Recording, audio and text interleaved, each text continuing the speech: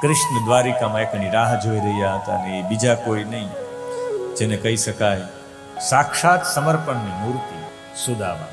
અને એ સુદામાજી પોતાના અસ્માવતીપુરમ, પોતાના નગરમાં, પોતાના એ પોરબંદરમાં, એનું જૂનું નામ અસ્માવતીપુરમ હતું, એમાં રાહ જોઈ રહ્યા હતા.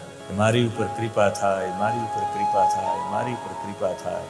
મને દ્વારિકા વાળા સામેથી બોલાવે તો જ આવું છે. ભલે સાથે ભણતા મિત્રતા, પણ સામેથી બોલાવે તો હું દ્વારકાધીશ મને ક્યારે સામેથી બોલાવે? ભગવાન તમને સામેથી ત્યારે બોલાવે કે તમારા એવા કામ થાય. તમે કામો જ એવા કરો કે સારા માણસોને તમને બોલાવવા પડે.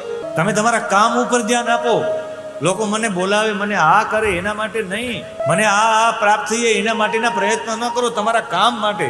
હું બહુ ગૌરવ સાથે કહું છું અને બહુ ભગવાનને સાક્ષી રાખીને કહું, મારો ધ્યેય વ્યાસપીઠ ઉપર આવું ત્યારે મારો એક જ ધ્યેય, સારામાં સારી રીતે કથા લોકોના હૃદય સુધી પહોંચાડી શકો. આ ભાવ સાથે જ કથાની વ્યાસપીઠ